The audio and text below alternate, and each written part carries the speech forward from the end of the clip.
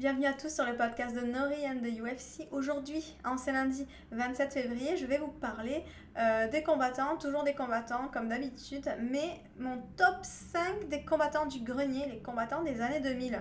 Souvenez-vous, ça a été riche en événements, des combattants partout, on en voyait partout, c'était le début du UFC, ça a été stupéfiant, ça a été magique, ça a été incroyable et surtout mémorable pour certains d'entre eux. Donc, je vais vous parler en détail de mon classement, mon top 5. On commence avec Randy Couture numéro 5.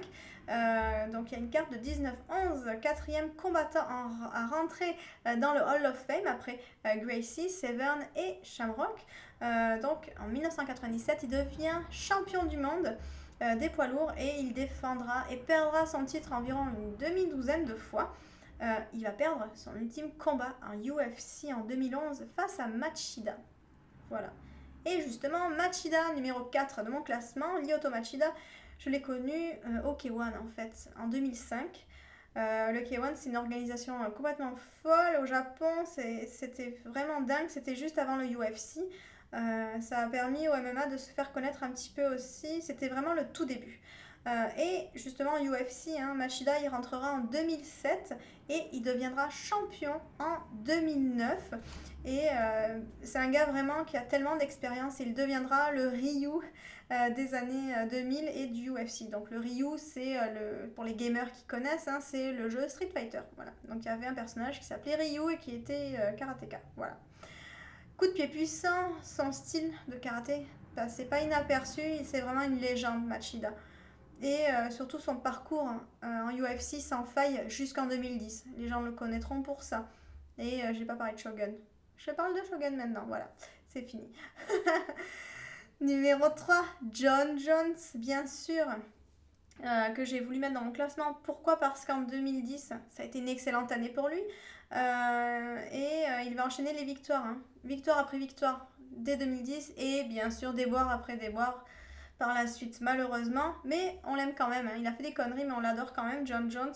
Il a vraiment enchanté tout le monde et surtout nous a offert des combats mémorables, notamment avec Gustafsson et Cormier. Ça a été des combats épiques, vraiment fous, quoi. Il a justement gagné des titres de meilleur combat de la soirée. D'ailleurs, ce titre n'existe plus en UFC. Maintenant, ses performances et de la soirée, etc. Mais ça n'existe plus.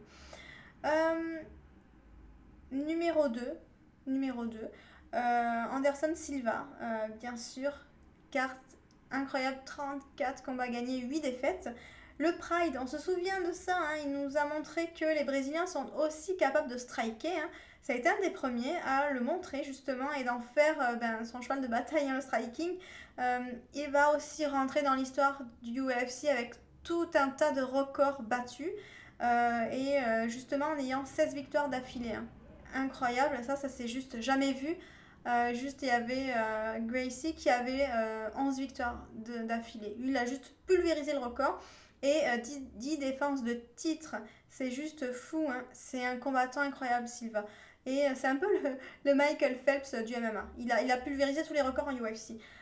J'espère vraiment qu'il va devenir une légende avec les années à venir et au-delà, voilà, même après sa mort, je sais pas, mais vraiment une légende du MMA et pas que en UFC. Vraiment, dans quelques années, j'espère qu'on continuera à parler de lui parce que c'est un combattant exceptionnel, vraiment. Mon numéro 1. Je sais que vous attendez de savoir qui j'ai mis en numéro 1. Mais bon, sans surprise peut-être pour vous, mais pour moi, il fallait absolument que soit le numéro 1, c'est Georges Saint-Pierre. Carte de 25-2. J'ai vraiment voulu le mettre là parce que il est un modèle d'intégrité et il a fait du MMA un sport noble, un sport roi, un sport important au Canada et partout dans le monde finalement. Il a été un ambassadeur phénoménal et aussi l'ambassadeur francophone du sport. Il a sublimé vraiment le sport et il en a fait quelque chose de beau et c'est vrai que tout le monde a parlé de lui. Moi, je ne l'ai jamais fait avant ça, parler de lui, de sa vie personnelle, etc. Parce que tout le monde l'a fait en large, en long, en travers. On en a entendu parler pendant très longtemps. Et il y a eu des films, il y a eu des documentaires sur lui. Donc, j'en ai jamais parlé parce que c'était pas intéressant. mais j'avais vraiment envie de mettre numéro 1 de mon classement. Et justement, George va revenir en UFC, donc ça, bien sûr, vous en avez entendu parler. Il a re-signé avec Dana White la semaine passée, donc j'espère qu'il reviendra vite pour d'autres combats. En tout cas, les amis, c'est une nouvelle page qui va se tourner. Je vous invite à me suivre sur Twitter, voilà, il est juste là. Et bien sûr, à vous abonner à ma chaîne, c'est important, pouce bleu, comme la chemise, n'oubliez pas, c'est très très important. Et on se retrouve la prochaine fois pour une nouvelle vidéo. Merci, bye bye.